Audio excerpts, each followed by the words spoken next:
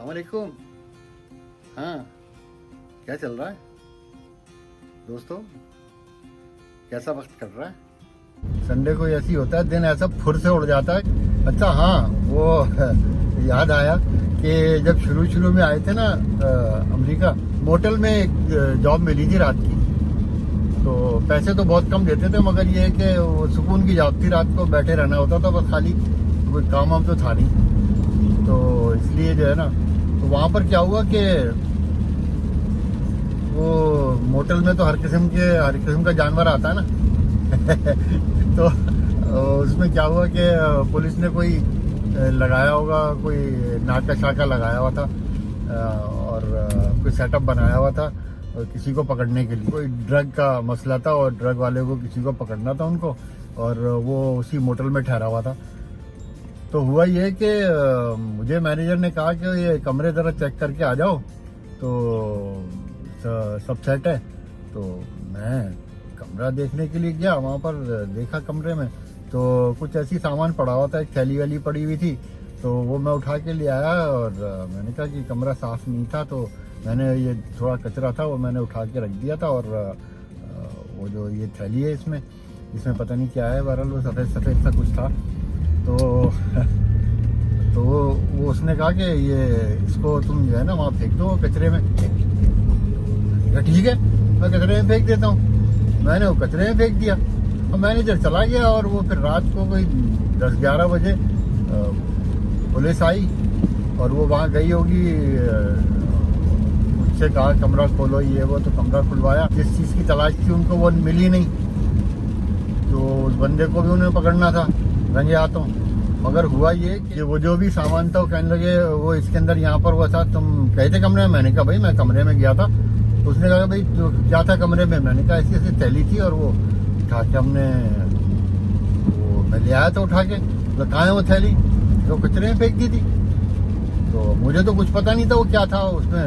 वो पता चला कि वो कहने लगा चलो बताओ कहाँ फेंकी थी। वहाँ हम गए, वहाँ पड़ी हुई थी वो थैली। उन्होंने उठाई और थैली उठा के और उसके बाद उन्होंने जो है वो कहने लगे कि तुमने ऐसा किया क्यों, तुम वो उल्टा मेरे ऊपर वो केस बनाने लगे। और बाकायदा तौर पर उन्होंने पूरा सेंटेंस वगैरह पढ़ के मुझे सुना दिया और हथकड़ी निकाल के, और मेरी तो हवा शंट हो गई। मैंने कहा ज़िंदगी में कभी ऐसा हुआ नहीं, ज़िंदगी में कभी भी आज तक जो है कोई पुलिस केस नहीं हुआ, कभी कोई हथकड़ी नहीं लगी। तो ये क्या चक्कर चल रहा है। तो फिर इत्तेफाक की बात थी कि उसने जो है ना वो अपने सीनियर से बात की कि भाई ये मसला है और ये बंदा है और इसको जो है वो मैं अरेस्ट कर रहा हूँ। तो उसने उसको समझाया होगा, कुछ बोला होगा। तो उसने जो है ना वो फिर उसके कहने के मुताबिक उसने मुझसे कहा कि मैंने कहा भाई मेरे मैनेजर को मैंने दिखाई थी ये चीज़, और मैनेजर ने कहा कि इसको उठा के कचरे में फेंक दो। काफ़ी देर तक वो पुलिस वाला आर्गूमेंट करता रहा। मैं तो बोल रहा था, मैंने कहा भाई मेरा तो कोई कसूर ही नहीं है, मैंने तो कोई जो है वो कोई बुरा काम किया ही नहीं है, मैंने तो कोई गलत काम किया ही नहीं, ना मेरा कोई ड्रग से ताल्लुक है ना मैं उसको। वो मुझे ऊपर शक कर रहा है कि तुम जानते हो उसको, तुमने जो है वो छुपा दी है और ये निकाल ली है और उसको बचा रहे हो तुम। मैंने कहा भाई मैं तो उसको जानता ही नहीं हूँ, जो भी मैंने तो देखा तक नहीं है, वो तो मेरी शिफ्ट में आया भी नहीं है, तो मुझे तो कुछ पता ही नहीं है। तो खैर बहरहाल उसने जो है वो अपने सीनियर से बात करी, और सीनियर से बात करने के बाद कहता है कि ठीक है तुम्हारे लिए ये मैं तुम्हें छोड़ रहा हूँ, ये तुम्हारा गिफ्ट है, ये छोड़ना। गिफ्ट क्या है कि अगले दिन जो है ना वो क्रिसमस था। कहने लगे क्रिसमस का गिफ्ट है तुम्हारे लिए और मेरी तो ऐसी हवाई शंट हुई थी कि मेरी हालत खराब कि ये हुआ क्या मेरे साथ। इस तरह से जो है ना वो पुलिस केस होते रह गया था पहली दफा। तो खैर बहरहाल क्या कहते हैं कि मारने वाले से बचाने वाला जो है वो बड़ा होता है। अल्लाह ताला ने बड़ा करम किया कि कोई अमेरिका में कोई दाग लगने से बच गया। बारिश तो हो रही है मुसलसल, हल्की हल्की हो रही है। और मैं उस दिन ही बताया था कि कदम कदम पे जो है ना वो गैस स्टेशन और वो पेट्रोल पंप होते हैं। ये देखो एक और पेट्रोल पंप आ रहा है, ये पेट्रोल पंप है ये। पेट्रोल पंप गुजरा। वैसे मैं ऑस्टिन के बारे में एक बात बता दूं आपको कि ये टेक्सास जो है वो अमेरिका की रियासत है, टेक्सास स्टेट है, और स्टेट का कैपिटल जो है वो ऑस्टिन है। और ऑस्टिन जो है वो उसकी खुसूसियात बहुत हैं। एक तो ये नया शहर है और ग्रो कर रहा है, हर तरफ फैल रहा है, और नई नई इमारतें बन रही हैं, नए सड़क, नई रोड, नए पुल, सब नया बन रहा है। और दूसरी खुसूसियत इसकी ये है कि ये पूरी दुनिया का म्यूज़िक कैपिटल भी है। और म्यूज़िक कैपिटल ऐसे है कि यहाँ पर साल में 2 मरतबा 2 बड़े बड़े म्यूज़िक के इवेंट होते हैं। पूरी दुनिया से म्यूजिशियंस आते हैं और पूरी दुनिया से म्यूज़िक ग्रुप्स आते हैं और उनकी बहुत बड़ी परफॉर्मेंस होती हैं और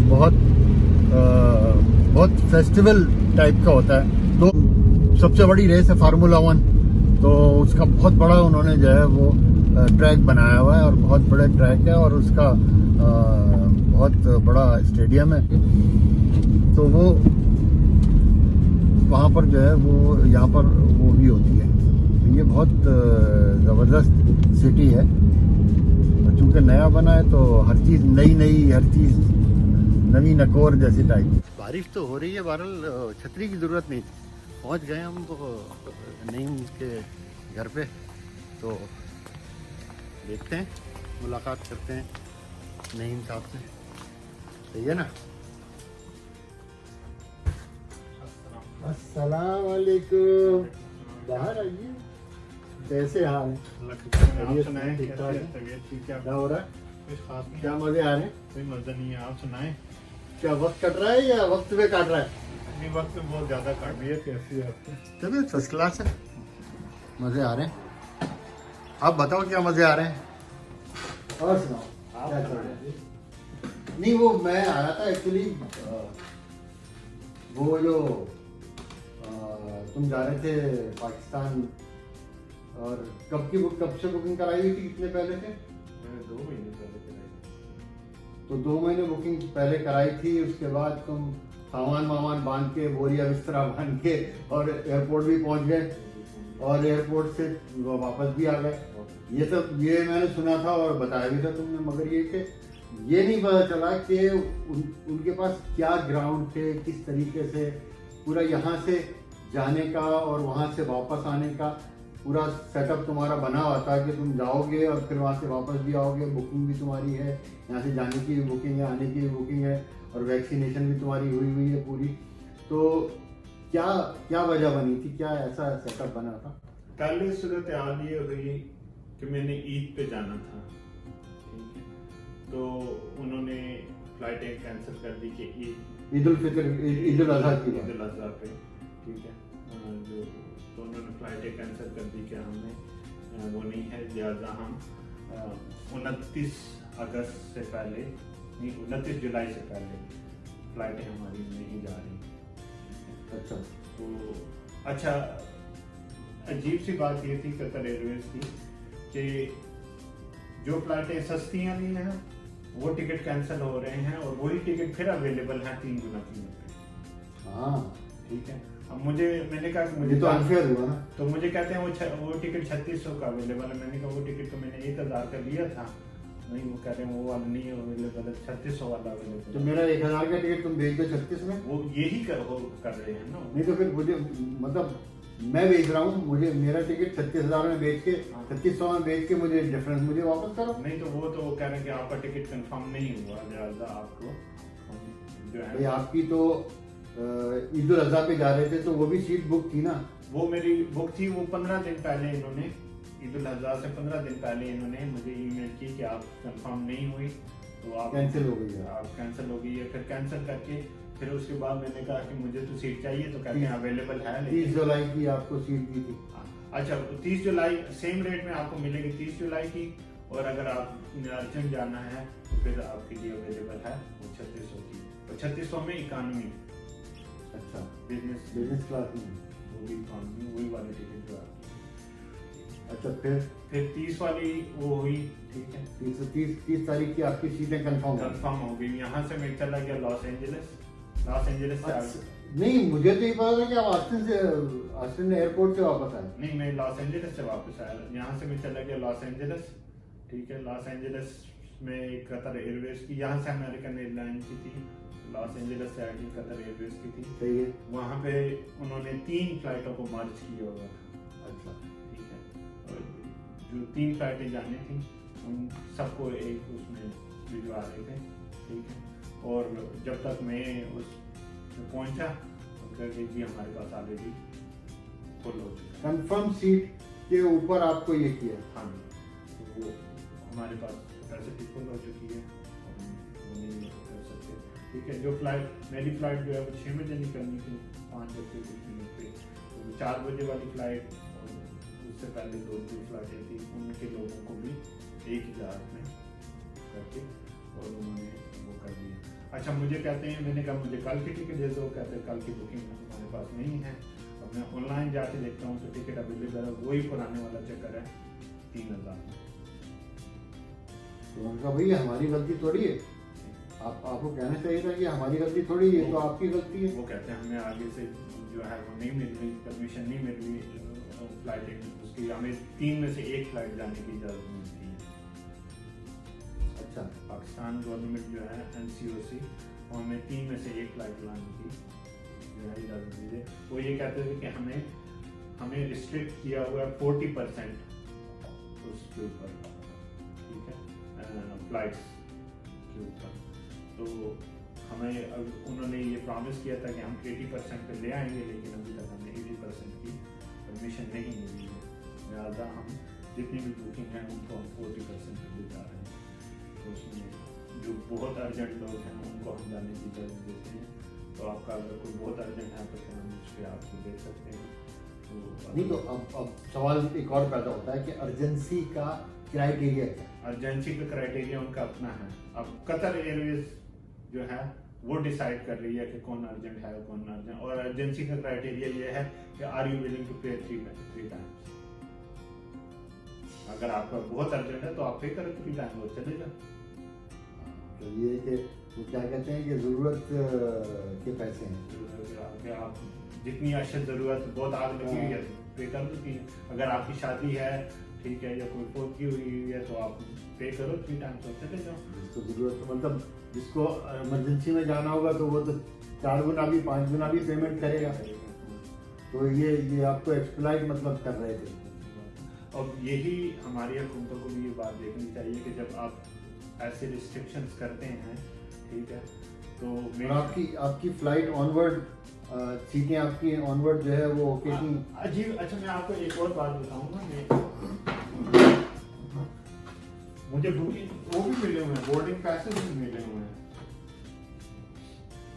अच्छा, जैसे दोहा जारी होने के बाद भी जो है वो एडवांटेज लेने के लिए और अजीब बात में आपको मजबूरी से फायदा उठाने के लिए एक और अजीब बात सुनिए। मैं दोहा नहीं जा सका, मेरा सामान दोहा पहुंच गया। मेरे सामान में से 2 बॉक्सेस जो थे वो मुझे तकरीबन 1 हफ्ते के बाद मिले और 1 बॉक्स अभी तक मुझे नहीं मिला। ये तो आपको पता नहीं, इनकी जो एसोसिएशन होती है IATA और ये जो भी, उनको आपको वो करना चाहिए, शिकायत करनी चाहिए, कंप्लेंट करनी चाहिए। देखिए मेरे पास ये इन्होंने मेरा आपने किसी को लिखा?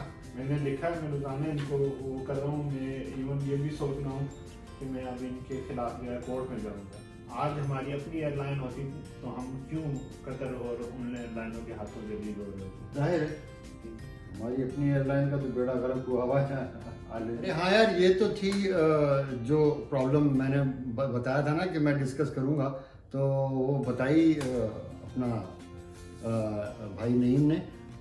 दोस्तों, बात यह है कि जिसने सब्सक्राइब कर लिया है उसको मैं दिल से थैंक यू बोलता हूँ, और जिसने नहीं किया है कोई बात नहीं, यार जिंदा सोबत बाकी। तो भाई मैं आपसे विदा चाहता हूँ। अल्लाह हाफ़िज़।